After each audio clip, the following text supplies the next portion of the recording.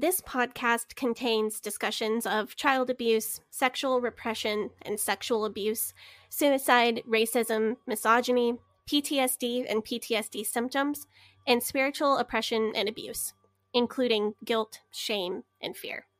In most episodes, we will be mentioning some of these concepts in a general way without any graphic detail.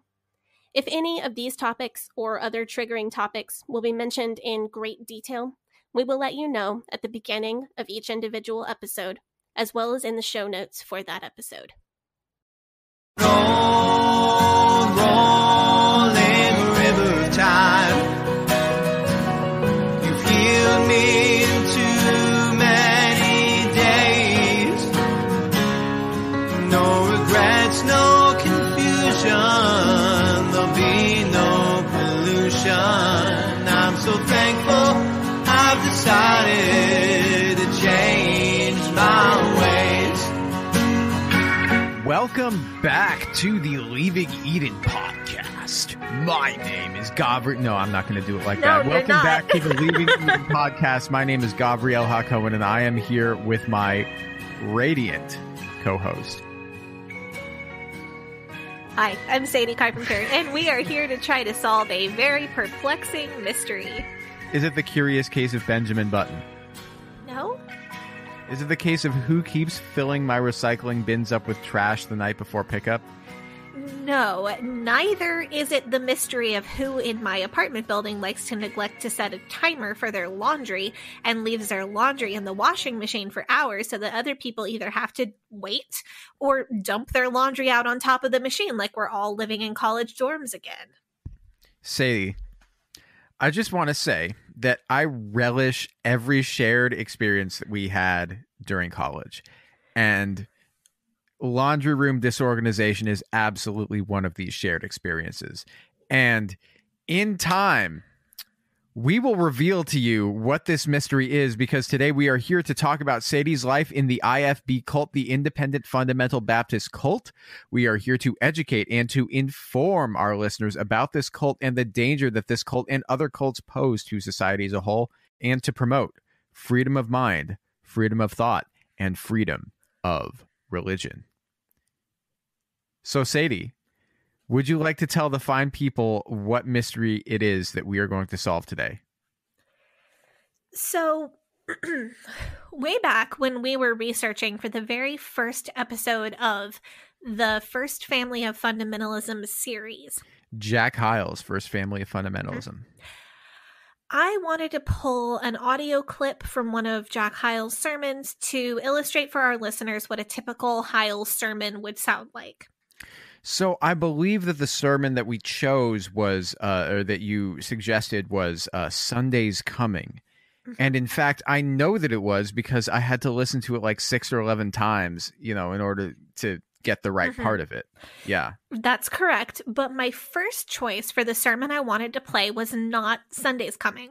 It wasn't. No, the one that I wanted to play was another one of the Jack Hyles' greatest hits collections. And it is a sermon called Doody. Now, did you just... Doody. I thought you... Yeah. Doody. At the time, I was not able to find a recording of this sermon that would fit into the episode. So we used that clip from Sunday's Coming instead. So what was it in Doody that you thought would be perfect to illustrate? So Doody is a sermon where Hyles, he would repeat the word duty over and over again. There was a lot of yelling in it. Wait, so what word would he repeat? You own the sound clips of me saying everything. So he'd repeat the word duty. Duty. Like over and over again. Jesus, how old are you? 10. I peaked in 4th grade. Okay, so I would like to point out, if you've ever heard me give my theories on men and women and people who mature differently from others, we are the same age. We are like 90 days different in age. That's true. Literally. But not in heart. Apparently. So you didn't grow up with Captain Underpants. I did. And this is what worldly media will do to your children. Look, you don't have to be a genius to laugh at a poop joke, but you have to be an idiot not to. And that's all I'm going to say on the matter. Okay. So Doody is a sermon where Hyles would repeat the word duty over and over again. He would say that to go soul winning, to be in church, to give to the church was your duty. But while I couldn't find an audio version of the sermon to put into the episode, I did find a text version. And this was way back at the beginning of the pandemic when I had a lot of time on my hands. So while I was reading through the text of this sermon, I saw a story about a man that Hyles called Paul Sand. So what happens to Paul Sand? So this is a fairly involved story, but the details are important. So according to Hyles, this story took place when he was the pastor of Miller Road Baptist Church in Garland, Texas, which was the last church that he pastored before he moved to Hammond. And of course, this is the same church that Dave Hyles ended up at 30 years down the road, but that's a sordid story that we've covered before. So this would have been in the 1950s. Yes, specifically this story would have had to take place between 1952, when Hyles took the pastorate there in Garland, and 1959, when he moved to First Baptist Church of Hammond. So there's only a 7-year span in which this could have taken place. So, Hyles says that at that church one day, a man and his wife visited. The man was very tall and very handsome. Hyles said that the man was at least 6'2", and his wife was very short, very petite, very beautiful. A really striking couple. Hyles says the man's name was Paul Sand, but he does not give his wife a name.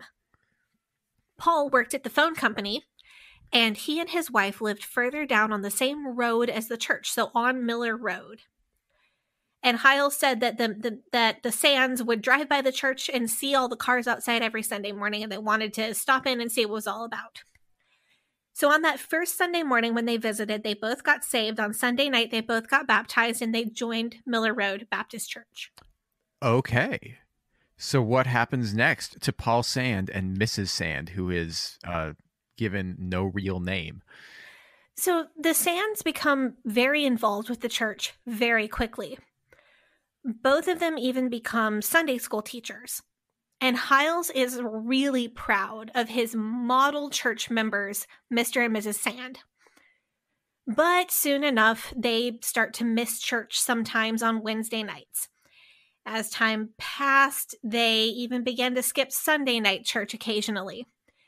And eventually, after much time has passed in this process of them becoming less and less involved in church, Mr. Paul Sand ended up in Jack Hyles' office handing over his Sunday school attendance book. And he said that he wanted to resign his Sunday school class and not teach it anymore. Hyles told Paul Sand that he was backslidden, that he was not right with God, and that he should not resign his Sunday school class, but instead he should go back to the way that it used to be. He should go back to being the model church member who was there Sunday morning, Sunday night, Wednesday night for soul winning and all the other activities. But Paul Sand was over it.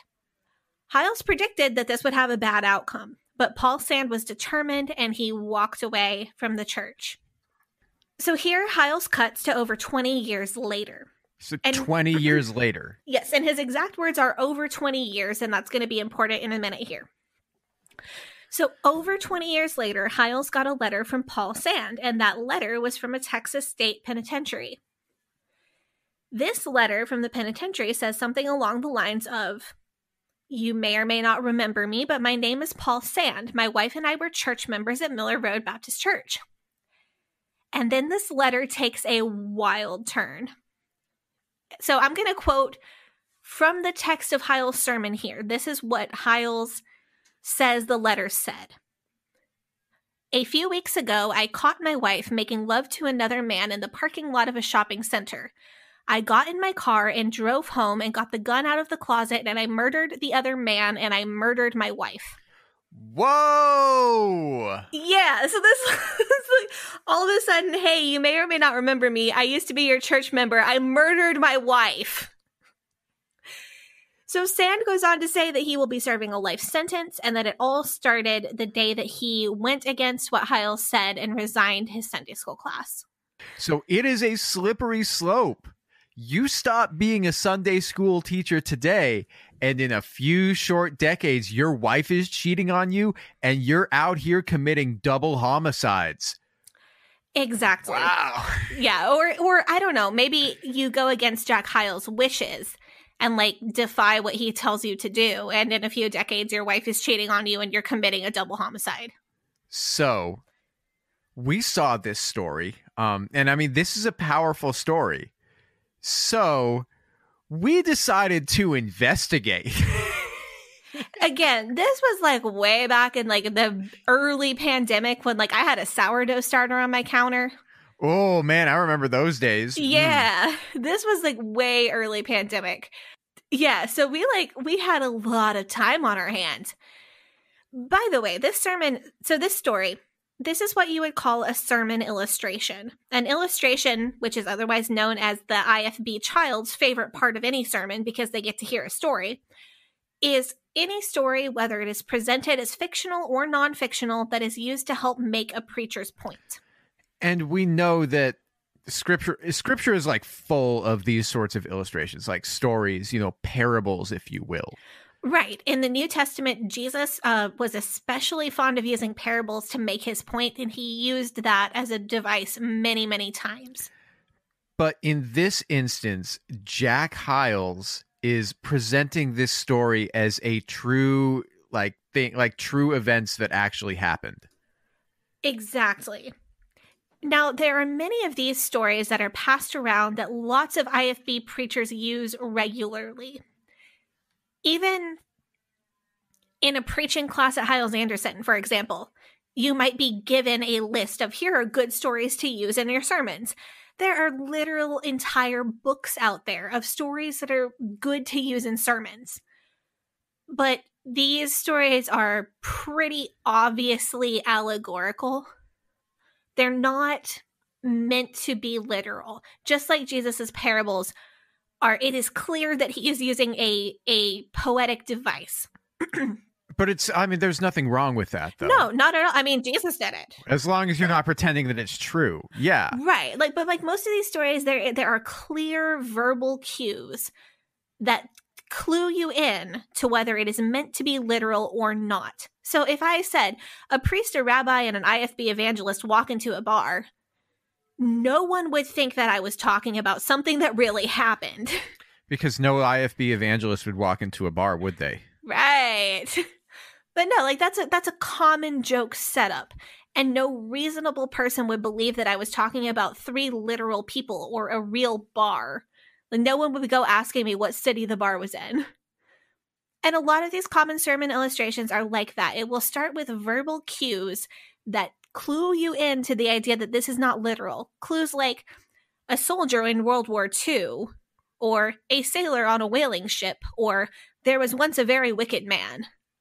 There is a way to start that is agreed upon in English and in storytelling, that you start a story that makes it clear to everyone that is not intended to be a retelling of actual events. What Hiles is doing here is something very different. He does not give us any of these clues that he is talking about a fictional event or even talking about an exaggeration of reality.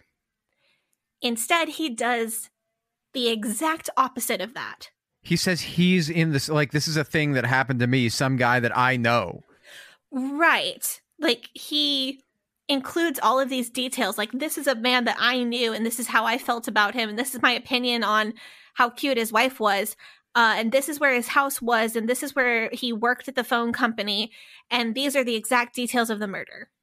So if you remember back to the first episode that we ever did, there was a story about a man who went against his pastor and then got in a car crash and his brains flew out, and his pastor happened to be driving by, saw the crash before anybody else, stopped, scooped up the man's brains and put them in formaldehyde. Yeah. And we still don't know where he got the formaldehyde. And use that as like a scare tactic to try to keep people from going against him. But like there are thousands of car crash deaths every year, right? Thousands of car crash. It's like it's like one of the leading causes of fatalities in the country. Is car accidents. So it would have been impossible for us to verify. However, there are significantly fewer murders in this country than there were car crashes. And when somebody is murdered, it usually makes the news. And when somebody is convicted of murder, it definitely makes the news. So we decided that we wanted to investigate. We thought this might be something that we could find. Because this is just one of many times that Hyles would claim that someone went against him and then extreme harm came to them. But this one is unique because he gave us just so many details to work with. And it is completely undeniable. So someone who's a Hyles apologist, there is no way to say that he was intending the listener to take this as a fictional story. It is completely 100% clear that he meant us to believe that this literally happened.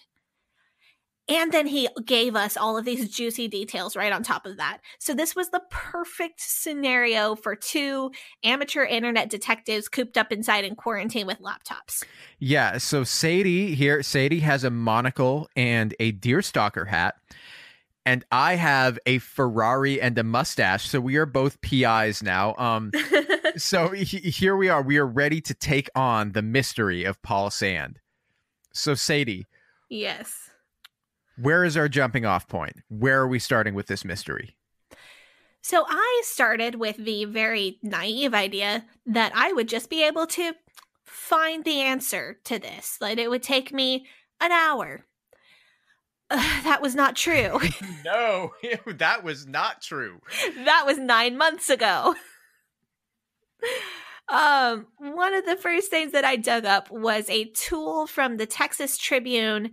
It's an online tool that allows you to search for any person who is currently in any Texas penitentiary. These are truly marvelous times that we are living in. I agree. So right off the bat, I want to say how cool it was that we were able to access so much information and investigate as much as we did with just the internet.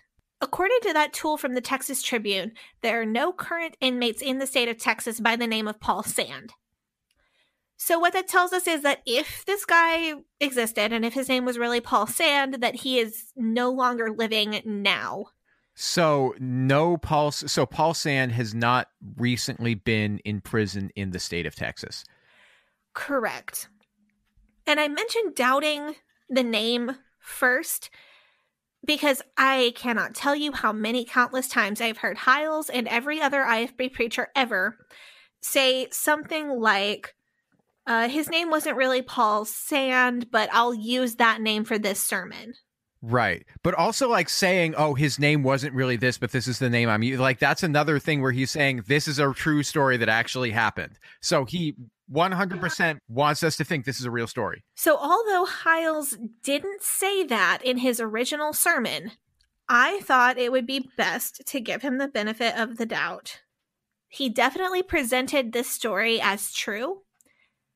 But I still think I want to give him the benefit of the doubt everywhere that we reasonably can. So I'm going to give him maybe he changed the name and he didn't mention it. So maybe Paul Sand was never the guy's name to begin with. But anyway, regardless of whether it was or wasn't, there is not currently a prisoner by that name. And of course, so say Paul Sand had been a young man in the 1950s, then he would have been born in the 1920s or the 1930s, meaning that he would currently be in his 80s or 90s if he were still alive. Right. So we are assuming that he was a contemporary of Hyles, who was born in the 1920s and, of course, is long dead. So that narrows our search down a good bit. Because we know that we're either looking for somebody who is dead or somebody who was never named Paul Sand to begin with. Or while he was convicted in the state of Texas, he may have been part of the federal prison system and has been locked up somewhere that isn't in Texas. Right, but the letter says that he was in Texas State Pen. Like, Hiles said that the letter came from a Texas state facility. Okay. Well, just as a matter of thoroughness, I tried to find any records that I could of a man named Paul Sand in the federal penitentiary system for a double homicide, and I came up with nothing. So, in the interest of narrowing this down further, I thought I would do some math. Hiles was only the pastor at Miller Road Baptist Church for 7 years.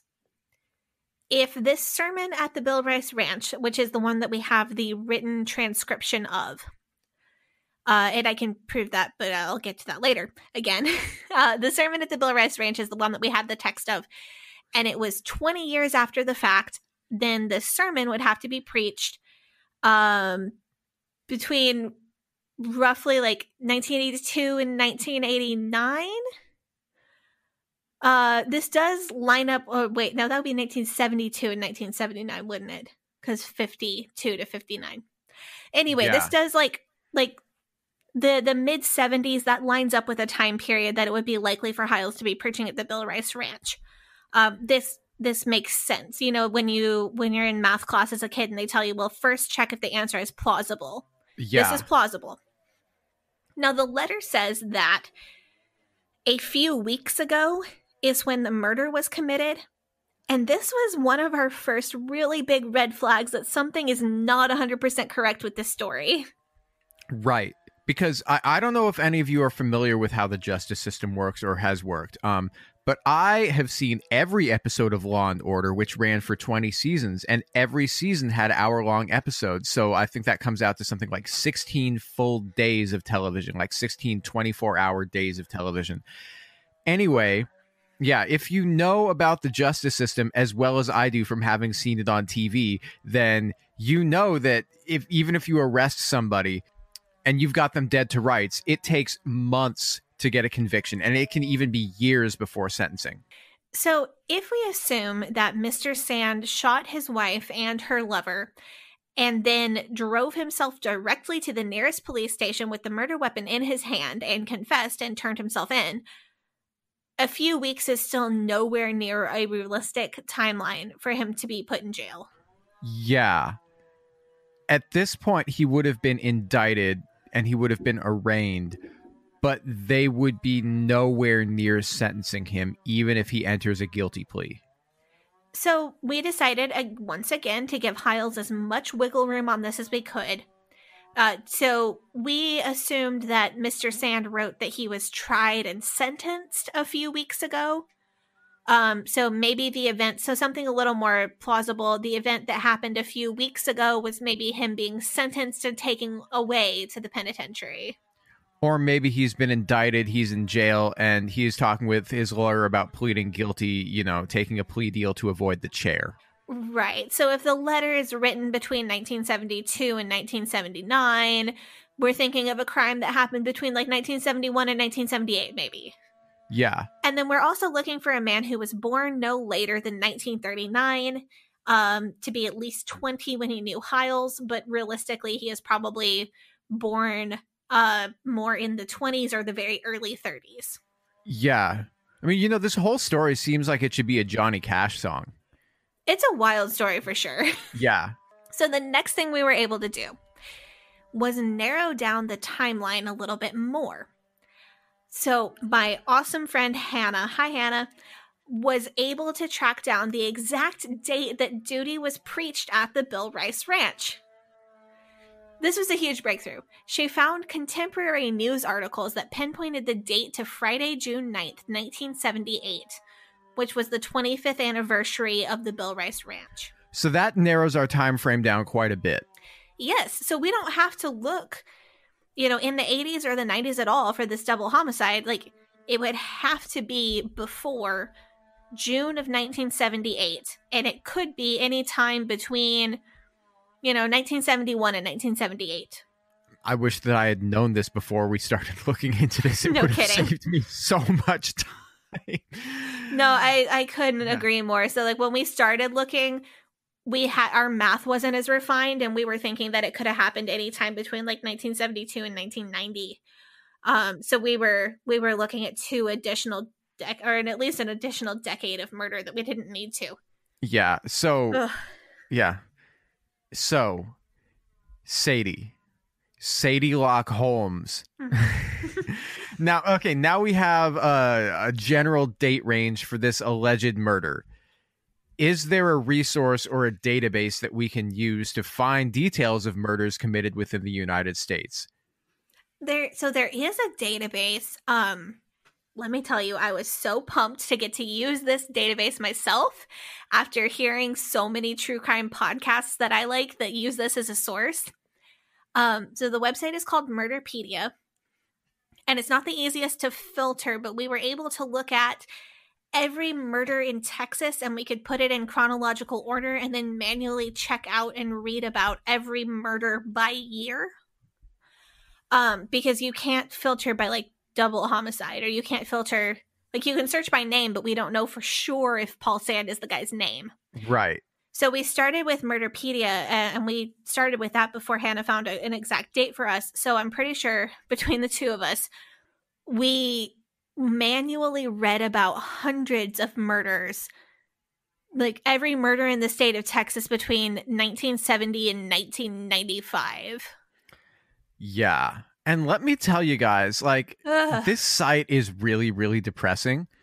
Like, there is a lot of combination rape and murders. Yeah. And especially in Texas, what I saw was that there were a lot of black men sentenced to death for murders committed under extremely dubious circumstances, who went to their deaths proclaiming their innocence.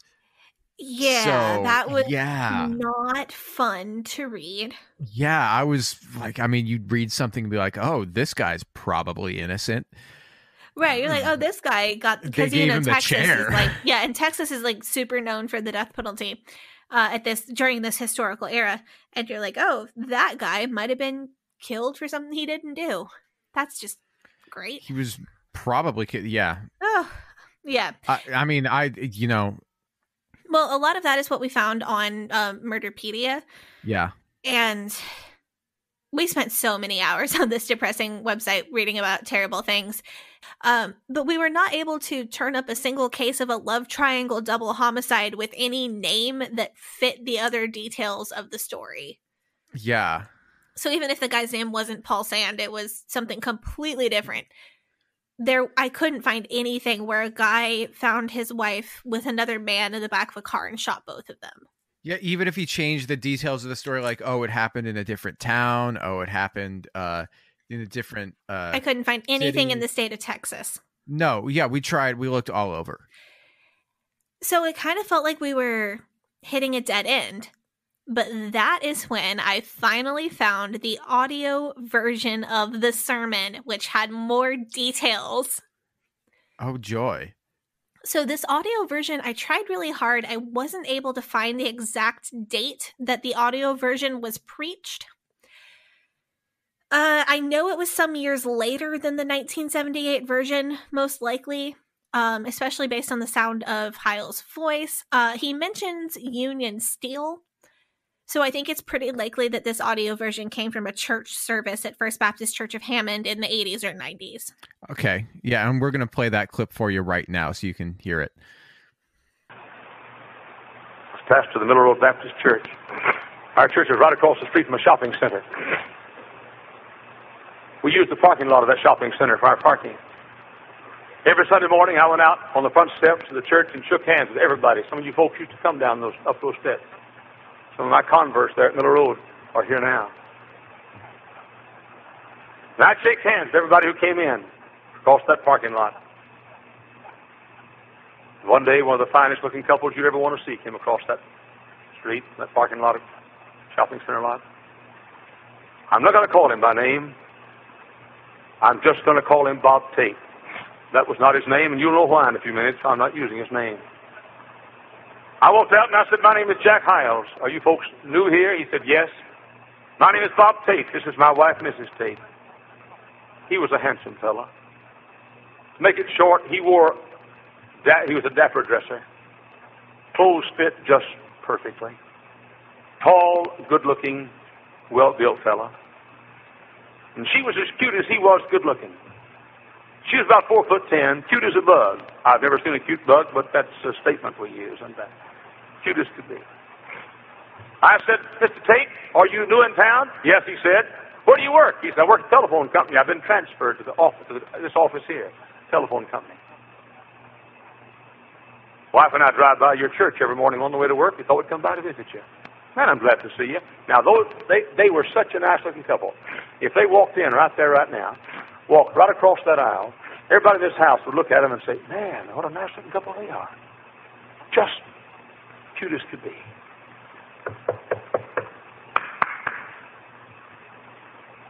That morning, Bob Tate and Mrs. Tate sat over here and walked down that aisle and got saved.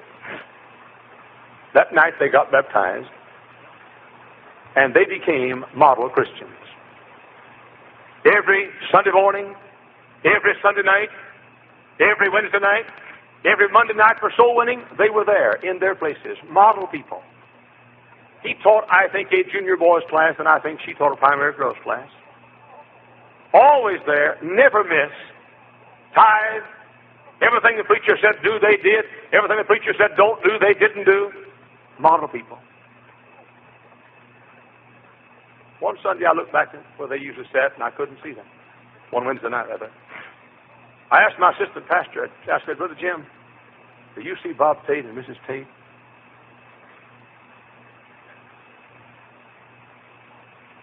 No. I don't think they're here, preacher. I can understand it. They're always here. They never miss. Oh, they came back the next Wednesday night, and the next, then miss one, then back two, then miss one, then back three, about where you are now. Now I want to make something clear. From this corner over here to this corner over here, and all the way up here, and all the way Spire. If you are a member of a New Testament church, every time the hinges squeak, you're supposed to be inside those walls. The deacons in First Baptist Church of Hammond that aren't faithful to all their services are not right with God.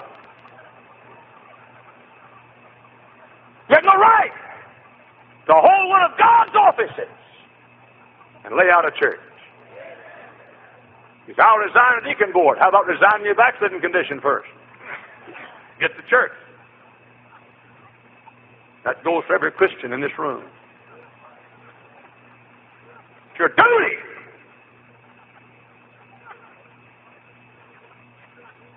One Sunday night, I looked over and couldn't see Bob and Mrs. Tate. Jim, you see the Tates? No, preacher, I don't think they're here. Oh, they're back the next Sunday night. And the next, then gone one, then back three, then gone one, then back two, then gone one, and back one, then gone one, and back two. Not like you are. Not like you are. And then one Sunday morning, they were gone for a weekend trip. I hate weekend trips with a passion. I don't believe in them. I think if you're going to go see your grandmother, you ought to go on Monday and Tuesday and get off work. Some of you Christian school teachers. Stay out of church on Sunday so you have enough strength to teach your class on Monday. What you need to do is hit the mourners bench on Sunday. Never has been a schoolroom as important as the church room. Never has been.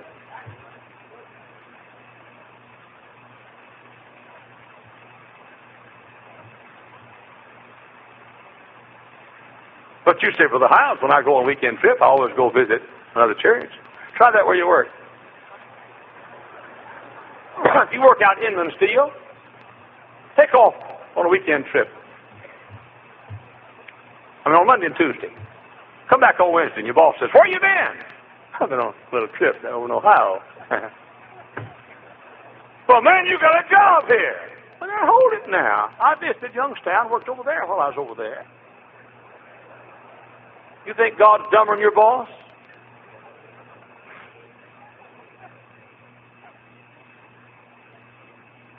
And then one day it happened.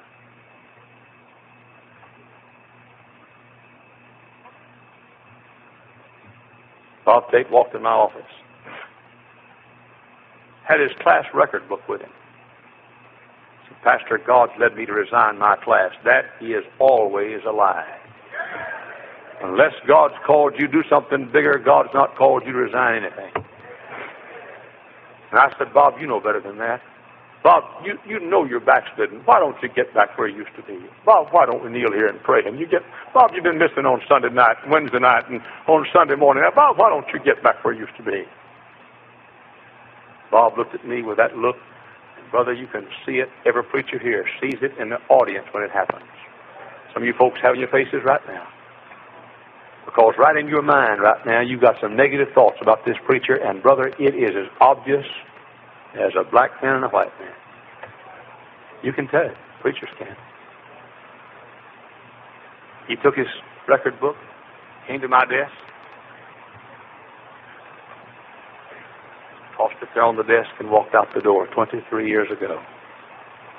A little over a year ago, I was opening my mail, a square envelope with two words, upper left-hand corner, 2 words, Bob Tate. Bob Tate. Bob Tate. Yeah, sure. Tall, good-looking guy worked at the telephone company. Had that cute little wife, Bob Tate. I didn't know he knew I was alive. Man, I'm glad to hear from Bob Tate. Open the envelope.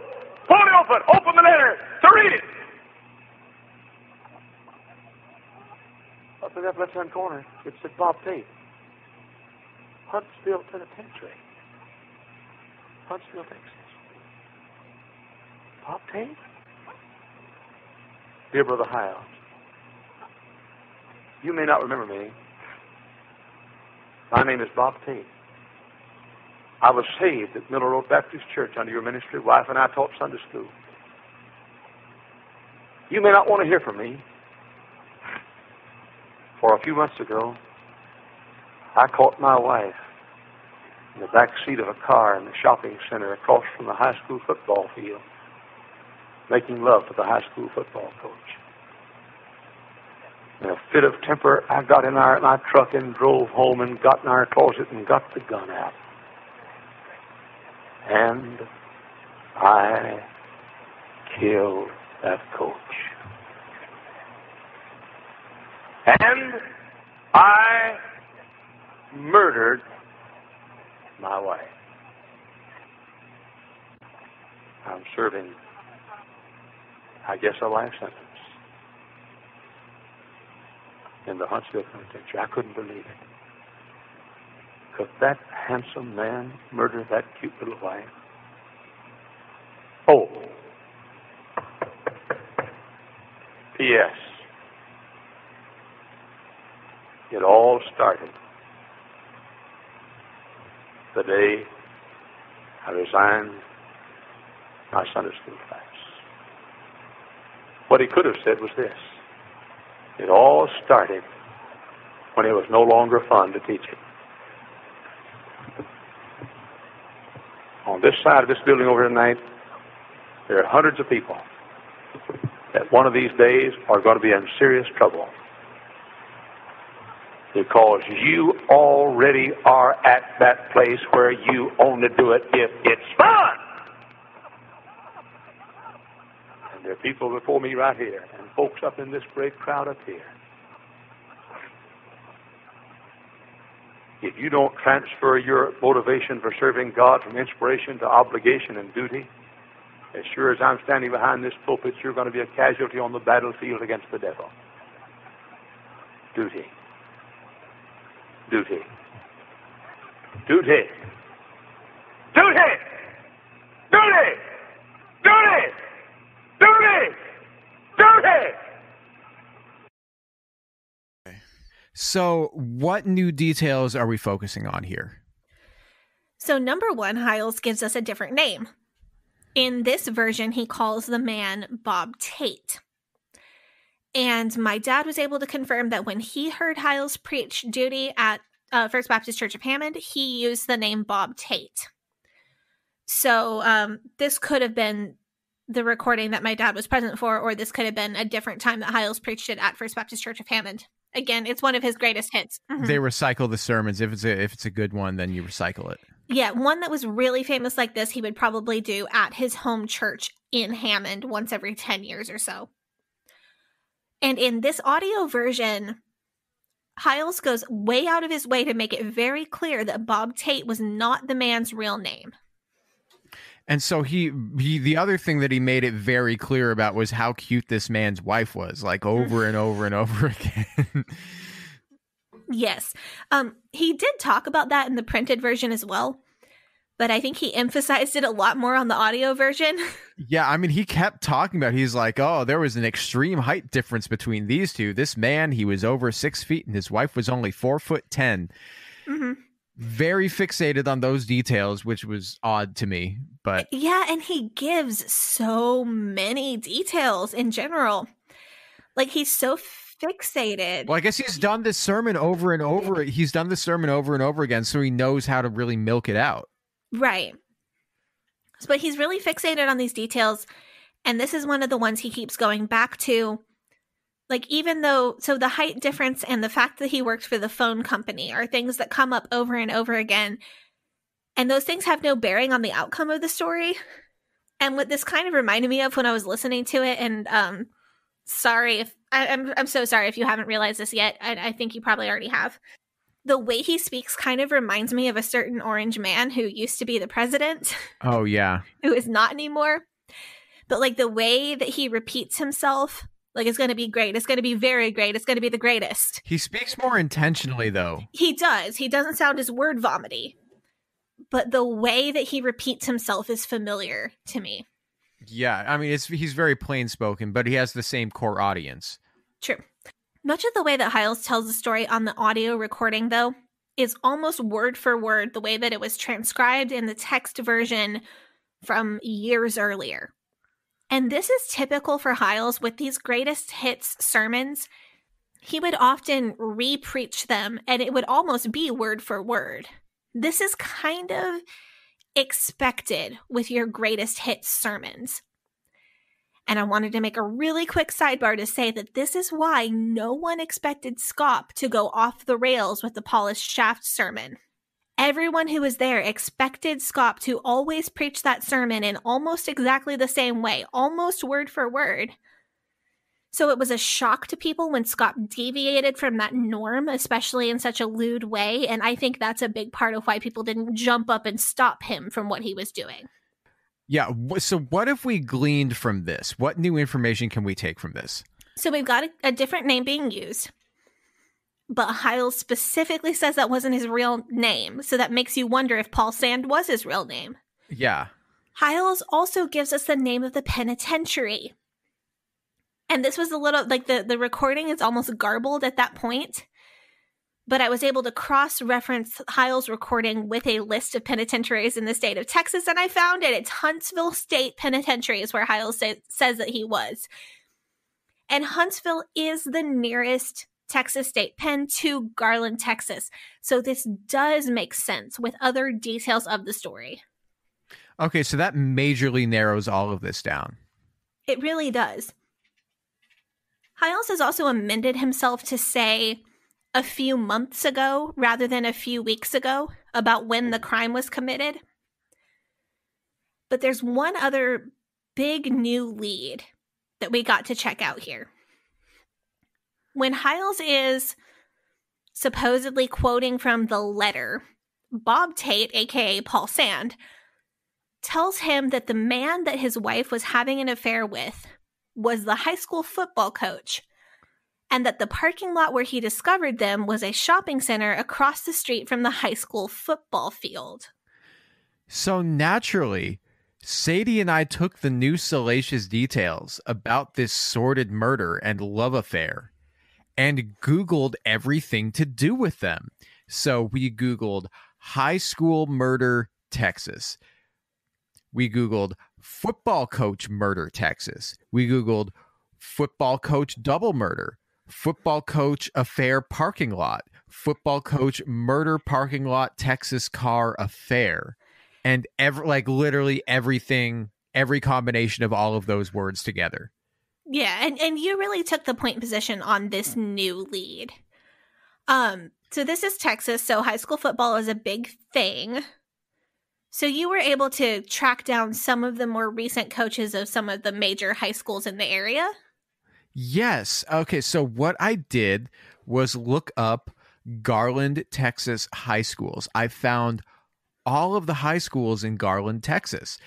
Then I eliminated all of the ones that opened after 1980 and combined that with the location data to figure out which high school he was most likely talking about. I was just really, really glad that you did this part of the investigation, because this is right around the point where I started to lose faith. This is the point where I realized that we might not be finding this murder. Yeah, so like we are nothing if not thorough. And I will tell you what I came up with. So, the high school that is closest to Miller Road Baptist Church in Garland, Texas, is also a high school that has been open for more than 100 years. And it is a high school that is well known for its football team. And just like that, we're back in business. If it's a well-known football team, I'm pretty sure if one of the coaches got murdered right across the street from the school, that would be big news. So, the high school in question is Garland High School, the oldest high school in the Garland Independent School District. They are well known for a rigorous academic program that includes both advanced placement and international baccalaureate programs. They also have a performing arts magnet program, and they are well known for their football team, the Garland Owls, who wear the colors yellow and black on game day. The Garland Owls. That's creative. I do enjoy a non-repetitive football team name. Yeah. Well, I mean, people often think of owls as soft, as friendly, as scholarly, but owls are serious predators who make use of their stealth to hunt their prey. Regardless, everything that I have read about Garland High School makes me think that it is a high-quality public school that continues to provide excellent education for this country's future leaders. I can agree based on what I'm seeing online. But enough suspense. Were you able to find any information on a coach that would have been murdered? Like even, okay, if it was an assistant coach, surely. If a school staff member at all were shot just blocks from school property, that would have to be big news. Well, as you know, the people of the state of Texas take their high school football very seriously. So I looked up every piece of information that I could find on the Garland High School Owls football team, and what I found was very interesting. Please tell us. Okay, so thanks to meticulous record keeping, I was able to track down the Garland High School Owls football team's records for the 1970s, and here's where we really get into it, okay? So, in 1976, the Garland Owls had a 500 win record. They went 6-6 over the course of the season. 77, the Garland Owls go 9-1 with a 900 win record. And in 1978, they topped off this run of dominance by going 11-1. That is a 917 win record. But, and here's the interesting part.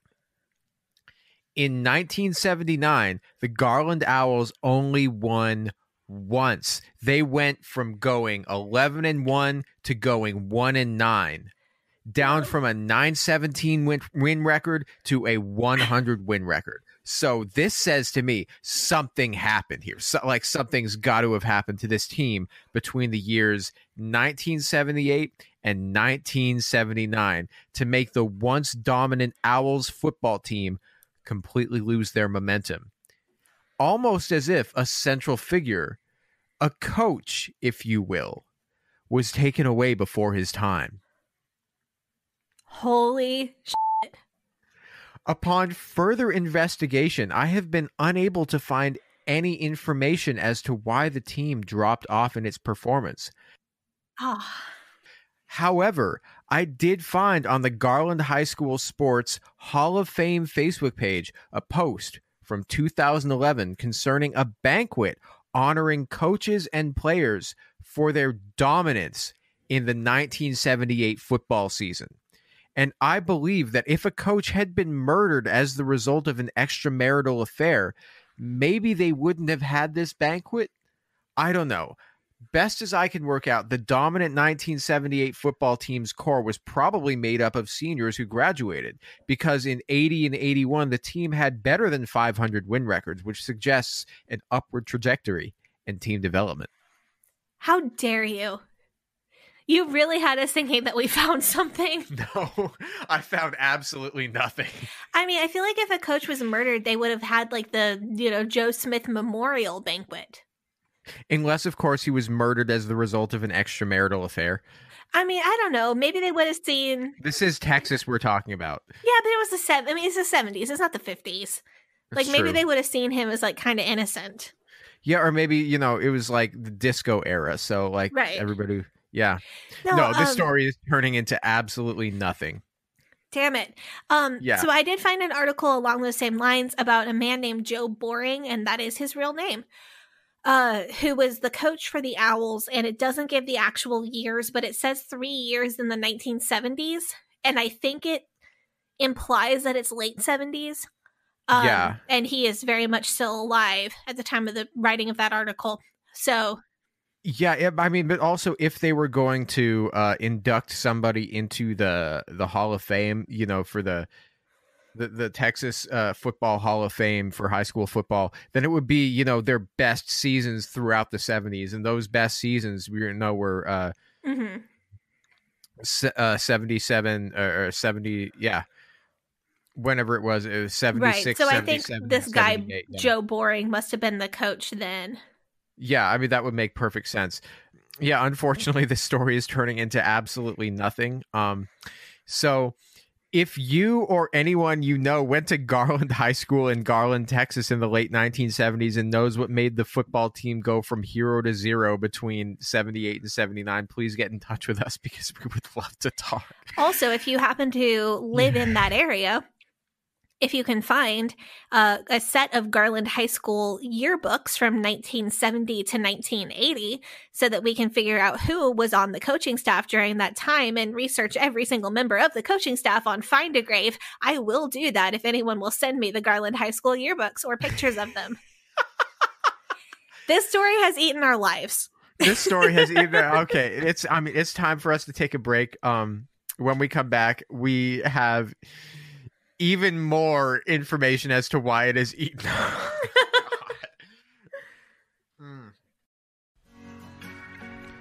Hey, Gavriel here.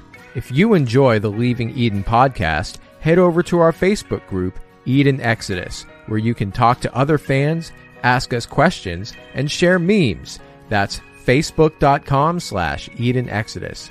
You can join our Patreon at patreon.com/Leaving Eden Podcast, and you'll get access to extended and uncensored episodes.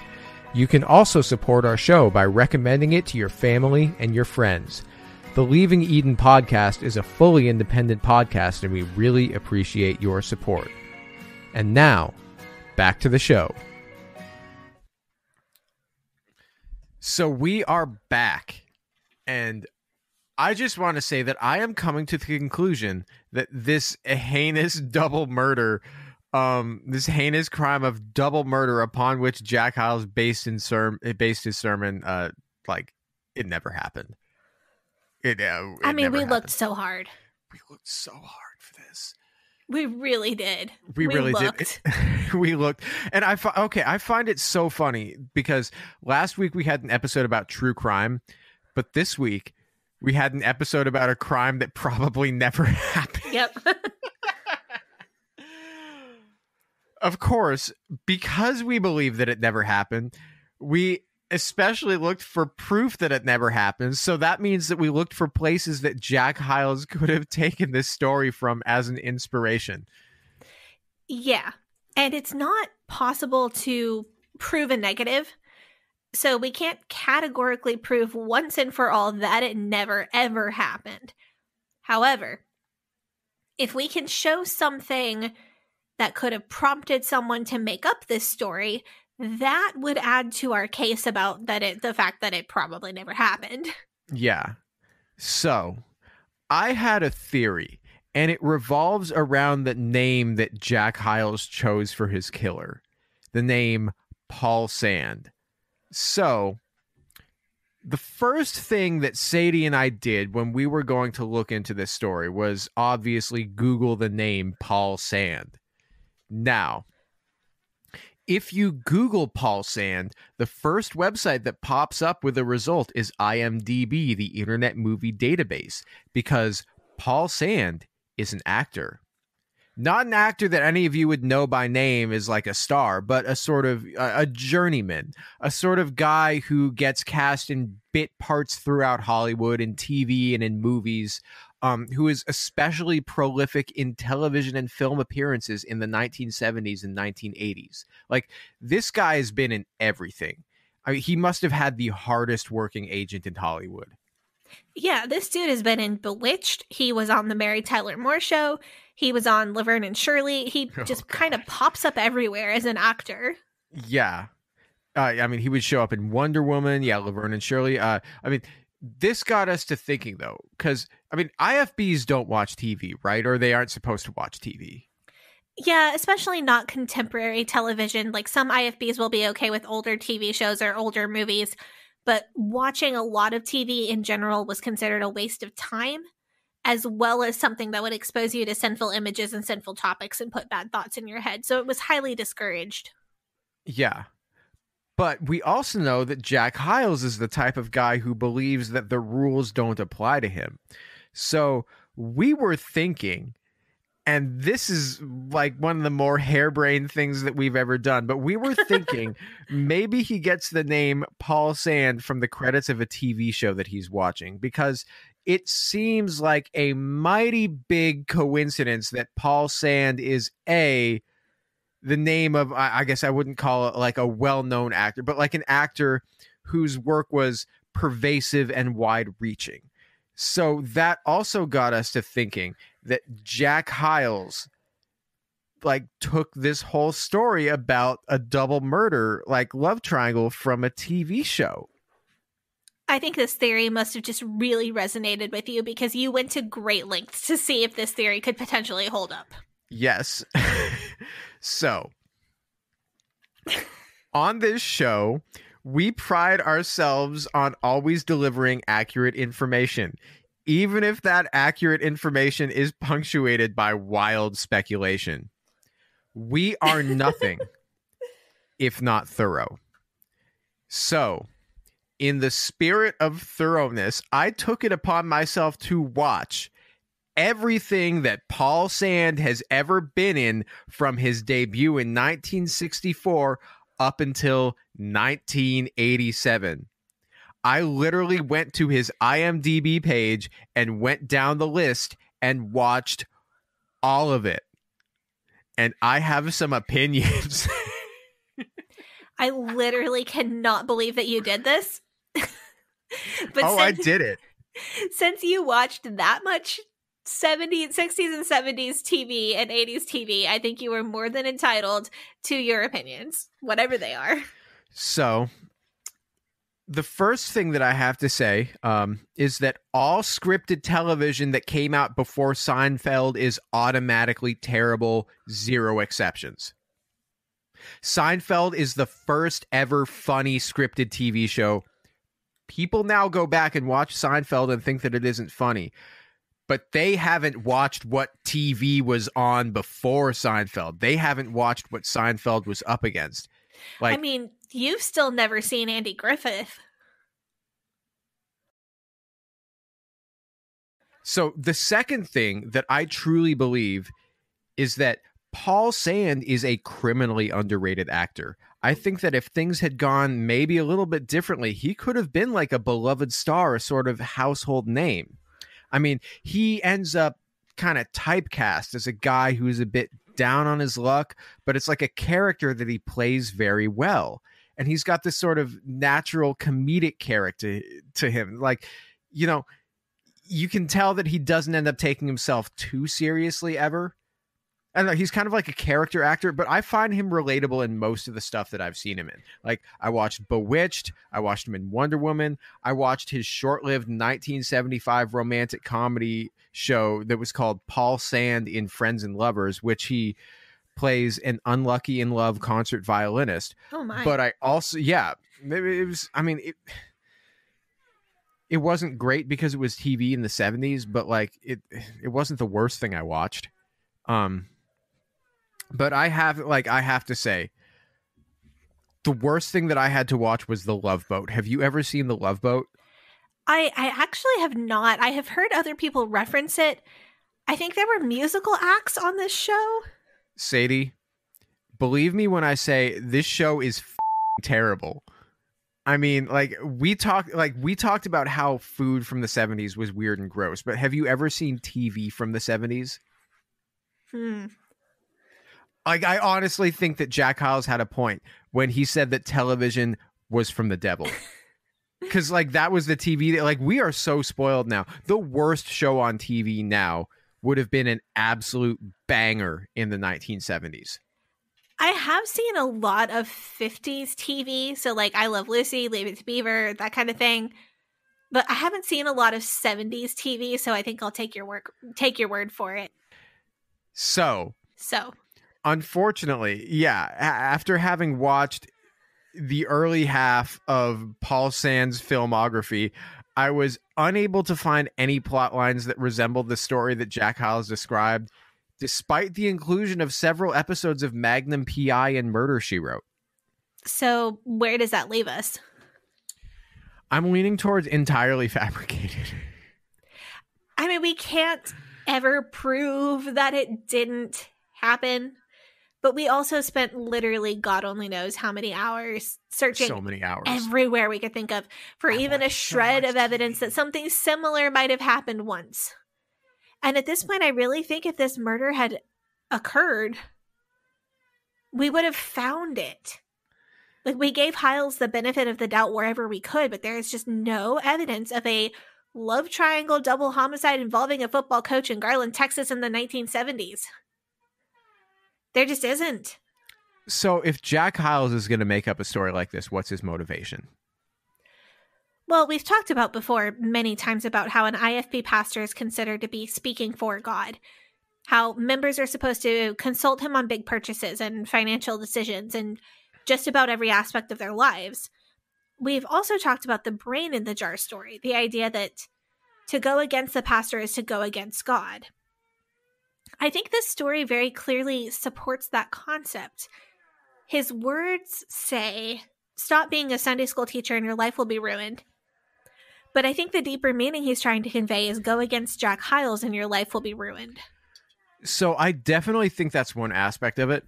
But if we look at the sermon that this story lies in, the name of the sermon is Doody. Is it? Yeah. So I'm going to compose myself. The thesis of this sermon is that it is your duty to go to church, and that his words are, if you are going to church because you like it for inspiration, not obligation, you're not truly a believer, you're not right with God. So, I mean, he so often compares going to church to a job. He rants about how much he hates weekend trips. He despises weekend trips because, like you said, like a few episodes ago, when we did our Q&A, that like, if you go to church somewhere else, you are not at church here. It is your duty to be here. Like you are a soldier, like if you are a steel worker and you go to another factory for 2 days of the week, you can't come back to your job and say that you were there. Like, he is reinforcing this idea that even if you don't enjoy going to church, you have to be here. And if you believe that God is calling you to be less involved in church, that is a lie, because God would never call somebody to be less involved. He would only call somebody for greater involvement. And this is obviously not a good way to think about church. I don't think that Christians are obligated to a certain amount of work or a certain amount of money or a certain amount of attendance. I think if a Christian feels that they are obligated to anything, it should be to the things that are actually commanded of us in the Bible.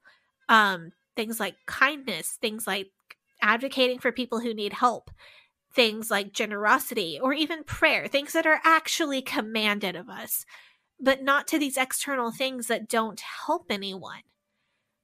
But second, I think that this is a perversion of the concept of duty overall. I think for a lot of people who have depression or anxiety, certainly for myself, the idea of like there are certain things that I'm obligated to do. That is actually a helpful idea to me. It gets me through a lot of days. Even when I have a terrible mental health day, I know that I at least have to drink some water. You know, I know that there are some things that can slide and there are certain things that cannot slide and that just have to get done. And I know that's not helpful for everybody who has mental health struggles, but for me, kind of understanding the things that are absolute must do's and the things that are not is a healthy concept for me when I have more difficult days. And I think that presenting the concept of duty as doing all of these things for church can be really damaging to people who have mental health issues that make functioning difficult to begin with. Like if you have a mental health problem that makes it where it is difficult for you to clean your own house or shower and brush your teeth and put on clean clothes every day, if you're in that, there, you know, lots of people have been there and you know, you just got to get therapy and do better, you know, feel better and get healed. But if you're in that mental health place where I have certainly been and so many other people have, where literally getting out of bed is the hardest thing you can imagine, you do not need to be told that you have a duty to show up at church like 5 times that week and do all of that too. That is not going to help you. And in fact, it's very dangerous for people who are in that mental health space. Yeah. I think that's a great point, especially because this church doesn't believe that mental health exists. But more than anything else, I think this sermon is really to guilt trip anybody who is even considering leaving or lessening their involvement. Like, I mean, can we just talk for a minute, though, about how ridiculous this story is? I mean, like, so yeah, let's break this down. So first, we have a space of over 20 years between when this character, Paul Sand, leaves Jack Hyles' church, and then unknown events occur. So Paul Sand leaves the church, unknown events, 20 years later, his wife is having an affair with a high school football coach, and he kills both of them. Then, but like he leaves everything that's in between up to the imagination of the parishioners. And that this man who sits in prison for murdering 2 people is sitting in a prison cell thinking to himself, man, I really should have never left that Sunday school job. I really should write a letter to that pastor. Like, that's what, like, what? No, that's ridiculous. That's absurd. Yeah. And also, like, how did he get Hyles' address? Because this isn't like he didn't have the internet in jail. No. Like, I mean, I suppose you could look it up in a phone book. You have all the time. You're in jail. You know, but there's he's in all sorts. Texas. How is he going to get an Indiana phone book? Like, do you think the guards are going to get him an Indiana phone book or like run down this information for him? I don't know. I don't even know how you would get Jack Hyles' address if you were in jail in Texas in 1970 something. I don't know. Maybe he sent it to the church and the church forwarded it. Yeah, but where did he get the church address? Well, he knew the address. He drove by it every day. Oh, to Miller Road Baptist Church. Okay, now that would make sense. Yeah, sends the letter to Miller Road Baptist Church addressed to Jack Hyles. The church looks at it. They're like, oh, here's a letter for Jack Hyles. Let's forward it to Indiana. Okay, that makes much more sense. But regardless of all that, I think it's so unlikely for a convicted murderer to think, you know what I should do is write to some dude that I knew 20 years ago and tell him that he was right about my life choices. Like, who does that? Nobody likes being told, I told you so. Who would give someone else the opportunity to say, I told you so?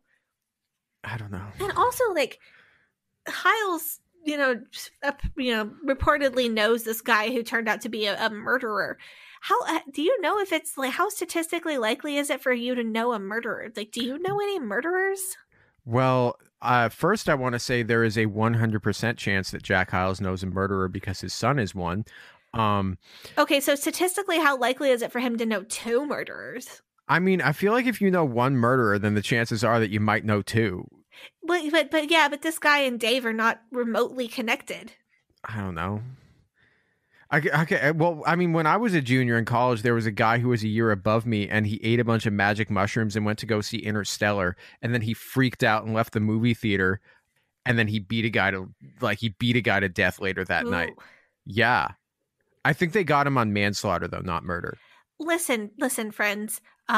If you're going to choose to do psychedelic drugs, set and setting, where you are makes a big difference. Don't go to the movie theater by yourself. That's not a good idea. No, he went with friends. And he left. He freaked out like halfway through the movie and left. Oh, see, they probably should have had his back. That's unfortunate. Anyway, like I know one person who is a convicted murderer. Someone I went to school with killed 2 people execution style in a gang initiation. Well, that's upsetting. Oh yeah, this is the dude who used to threaten to kill me. So no, this dude used to threaten to kill me in school every day. When I was like 8 and he was like 13. He would like follow me around and threaten to kill me, and nobody took me seriously. And then that guy ended up being in prison for murder by the time he was 21. Whew.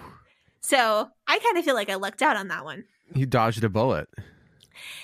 2 bullets, technically. Oh. It's unfortunate. No, my point is, I don't think statistically most people know someone who is a murderer, because I was writing my notes for this episode and I asked my husband and he doesn't know any murderers. I don't think most people do, out of my very small sample size. But no, between I looked up some stats. Between 4 and 6 out of every 100,000 people are murderers. That was probably a rabbit trail, but I think that is just one more layer of unlikeliness to this whole scenario. Like, who knows somebody who just killed somebody like that? Yeah.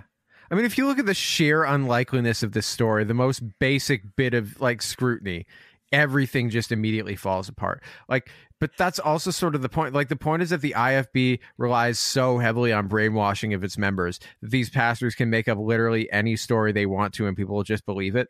Like, people won't even question it. It just doesn't matter. So first of all, if you're hooking up in a car, you want to go somewhere like more secret and like secluded than the car park of a shopping center that's in the middle of town in the middle of the day when the stores are open. Like, you want to go like out of town, side street, somewhere dark, people won't see you. And then, like, what are the chances that this guy happens to go to the grocery store at the same time as his wife is in the car park with this other man, and that he decides to drive all the way home, get his gun, drive all the way back, and they are still there? Right. Like, if you were going to, goodness gracious, you're going to do this, why would you be that close to your house? No. For one. Number 2, if this happens over 20 years into a marriage, you're talking about people who are between 40 and 50, most likely. Like, no matter how short this woman is, no one that age wants to hook up in a car to begin with. Like, no one over the age of 23 wants to hook up in a car. Right. And like, why would people who are trying not to get caught having a marriage-ending affair be hooking up in any parking lot, even one that wasn't like 5 minutes from your house? No, you go to like a cheap motel on the outskirts of town. Right. People who are that old. That's the trope. Have houses or money for hotels, or like, I don't know, adjoining. Not if they're IFB. Well, if you're IFB, you have adjoining offices in your church with barely camouflaged doors. Oh. Ew. Yeah. But still, even if you were having an ill-advised, really, really stupid hookup in a shopping center parking lot, why on earth would you be there long enough for someone to see you, go home, get the gun, and come all the way back? Were they like a block away from the house? Yeah, like, no, look, that's where they were supposed to be. They were like in the shopping center car park, and they're like, he lives down the road, like literally just down the road. That's, I mean, why? Yeah, I mean, if you're going to cheat, you have to plan that. Like, you have to make sure that you're at a place where no one's going to see you. You've got to go to the other side of town, or like go to a different town. But also, I just wanted to point out here that these are 1970s cars that we are talking about. So they've got the big bench seat in the back. Much true. different. Yeah, much different from the 1990s, Camrys, Civics that you and I are used to. True. But I want to point out that if you catch your wife cheating on you, you automatically win the divorce. Like, she's going to be the one who's got to pay the legal fees. You're not going to have to pay any alimony. This story, I just think this story has more holes than Swiss cheese. Yeah. And what's really interesting is that I know of a different Hyles sermon illustration story that there is actual reason to believe that it's true.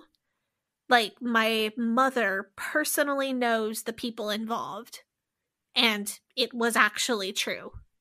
It is still just such a mystery to me. Why would Hyles need to invent this story out of nowhere? Like, why did he feel like this sermon just needed a murder to get across? Like, my point can't possibly be made without a murder. But yeah, like, why would he invent it? He had other stories. Like, I know that he had other stories. But on the other hand, like, for all of our hours of research, we can't find a single bit of evidence to back up the story. Like, I don't know what to make of this. I can't see myself believing this story when there's absolutely nothing to back it up. Yeah, I also think that it's like an important thing to point out is that he's telling the story like 40 years ago. So before the time, like, if you just wanted to know something, you look it up on the internet. Like, I mean, like, how it used to be, you used to have to like go to the library, or like you would have to call up the Texas Department of Corrections and ask them to send you this information. And if they are willing to send you the information, you would have to wait like a week or two to get it back. And then you would have to search through it and look like for a name on sheets and sheets and sheets of paper. And if it wasn't there, you'd have to call somebody else up. Like, you can't keyword search like we did. There's no database. The only thing that you've got to go off of is whether or not the person who is telling you the information is reliable. And if you're in the seats of First Baptist Church of Hammond, Jack Hyles is not just like a reliable source, but he is the only reliable source that you can trust. Because who knows, maybe the person who's in charge of giving you the information about the inmate is also the person who is reading the inmate's outgoing mail and also is a devoted anti-Christian. So they read the letter saying, oh, it all started when I stopped being a Sunday school teacher. And they're like, oh no, I need to remember this guy's name because he's not trying to be a Sunday school teacher. Like, yeah, that's like how deep you have to go on this conspiracy thing. That was a rabbit hole. Yeah. Yeah, but like that's a real thing where you could be like, oh, well, the person who did it was anti-Christian. They're trying to hamper me, or the devil knows what's going on and they're acting through this person, right? Yeah. No, you're right. And the only person you know the devil isn't acting through is Jack Hyles. Yeah. So you just got to rely on him. This was such a weird emotional journey for me. I grew up constantly in fear of this type of thing happening to me. And I think that goes for a lot of people who grew up IFB. I genuinely thought that if I didn't work as much as possible for the church, that I would have a terrible life. A lot of us believed that if we went against the pastor's wishes or the pastor's recommendation, that we could end up dying in a car crash with our brains being displayed on a pulpit. And a lot of us even believed that our failures or our sins or our lies or our laziness could result in our family members being killed. I remember at one point in my life, one of my best friends had really been getting in trouble a lot at school. This person was starting to get the label of a rebellious child, and they were pushing the boundaries of the IFB really strongly.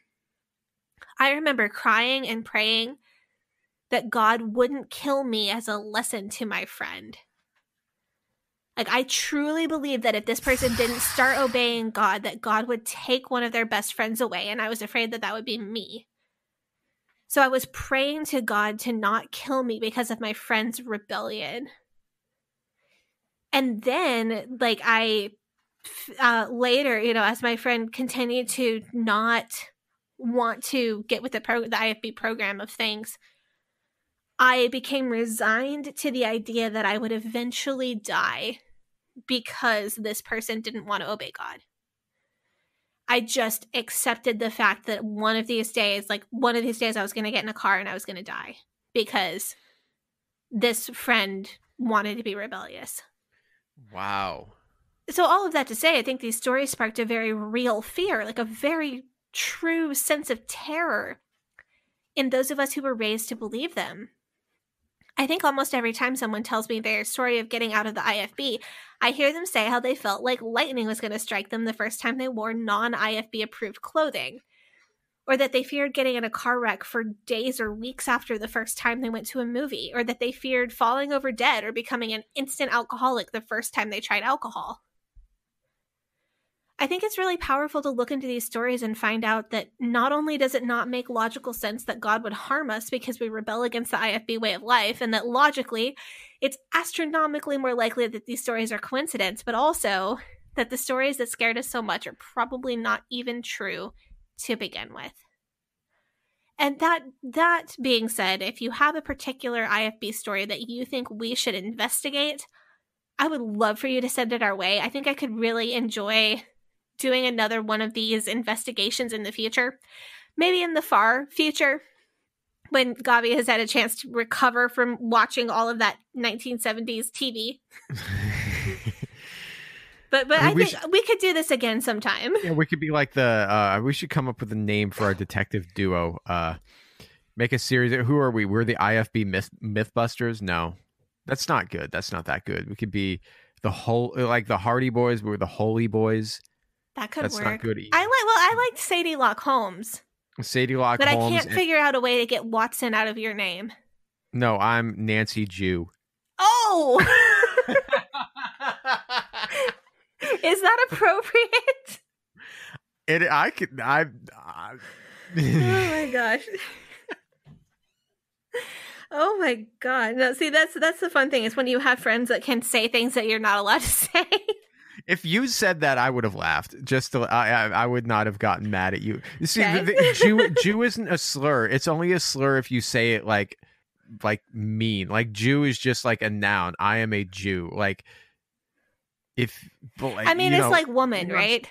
Yeah. Like that can be said. No, like that's literally it. It's just like I won't take my theology from a woman. Like right. It can be said in a way that makes it a slur. I won't take my theology from a Jew. Well, you are, buddy. Yeah. No, literally taking it, as in taking it away from you. So we're Sadielock Holmes and Nancy Jew. I'll go with that. Sadielock Holmes and Nancy Jew in the curious case of Paul Sand. I don't know. No, this was fun. I really do want to do another one. Yeah, this was fun. And I want to talk more about these IFB myths. Because I think these held a lot of power over us, like those of us who were in the IFB. And I think that this was a really great step for me in kind of removing the power from this story. Yeah. It's learning that it's most likely just not true. It's like if you could prove that the monster under your bed as a kid actually didn't exist. It's like if someone could prove it to you. And it takes a lot of the fear out of it. So if you have any more of these, email them to us. And we might do some more of this later because this was really fun. Yeah, and the email address for that is leavingedenpod@gmail.com. The other ways that you can get in touch with us are by social media. Sadie, what is your social media? My Instagram is at Sadie Carpenter Music. My Twitter is at HellYesSadie. And my TikTok is Sadie Carpenter 1. Yes, and the podcast is Leaving Eden Podcast on Facebook and Instagram and TikTok, and Leaving Eden Pod on Twitter. And you can find me on social media. You can find me on Facebook, Instagram, Twitter, and Clubhouse at GAVRELHACOHEN. And until next time, we hope that you have a very nice day. Bye-bye. But old rolling river of time, you've healed me in too many days. No regrets, no confusion, there'll be no pollution. I'm so thankful I've decided to change my ways. I'm so thankful I decided